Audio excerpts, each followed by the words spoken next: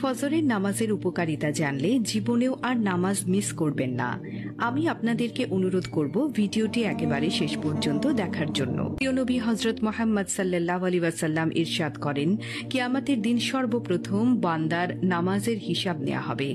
যদি তার নামাজ ঠিক হয় তবে তার সকল আমল সঠিক বিবেচিত হবে, আর যদি নামাজ বিনষ্ট হয় তবে তার সকল বিনষ্ট বিবেচিত হবে।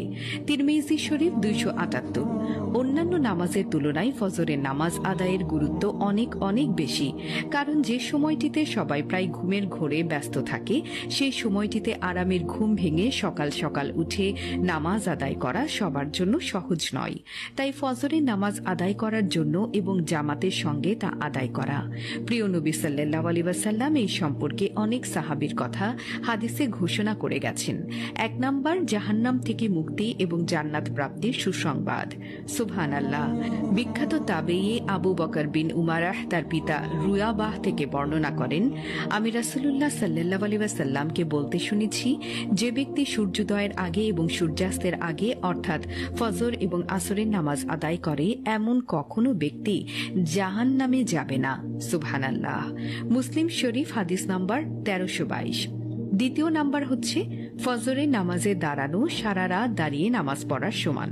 হযরত উসমান ইবনে আফফান রাদিয়াল্লাহু আনহু থেকে বর্ণিত, রাসূলুল্লাহ সাল্লাল্লাহু আলাইহি ওয়াসাল্লাম বলেছেন, যে ব্যক্তি জামাতের সঙ্গে এশার নামাজ আদায় করল সে যেন অর্ধেক রাত পর্যন্ত নফল নামাজ আদায় করল, আর যে ব্যক্তি ফজরের নামাজ আদায় করল সে যেন সারা রাত জেগে নামাজ আদায় করল। সুবহানাল্লাহ।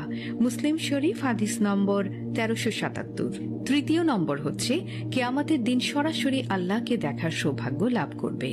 রাসূল সাল্লাল্লাহু আলাইহি ওয়াসাল্লাম বলেন, যে ব্যক্তি তার আরামের ঘুম ভেঙে তার ফজরের নামাজ পড়বে সে ব্যক্তি কিয়ামতের দিন আল্লাহর দিদার লাভ করবে। বুখারী শরীফ হাদিস নম্বর 573। এটি হলো বান্দার জন্য সর্বোত্তম পুরস্কার। হযরত হারির বিন আব্দুল্লাহ রাদিয়াল্লাহু তাআলা আনহু বর্ণনা করেন, একবার আমরা নবী করিম সাল্লাল্লাহু আলাইহি ওয়াসাল্লামের কাছে উপস্থিত ছিলাম।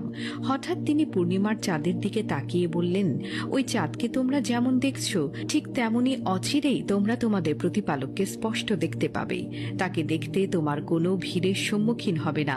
কাজেই তোমার যদি সূর্যোদয়ের আগে ও সূর্যাস্তের আগে সালাত আদায় করো তাহলে তোমরা তাই অর্জন করবে। সুবহানাল্লাহ। অতঃপর তিনি বলেন, সূর্যোদয় এবং সূর্যাস্তের পূর্বে আপনি আপনার প্রতিপালকের প্রশংসার তাসবিহ পাঠ করুন। আল কুরআন সূরা কাহাফ আয়াত 39। 4 নম্বর হচ্ছে ফজরের নামাজ কিয়ামতের দিন নূর হয়ে দেখা দিবে।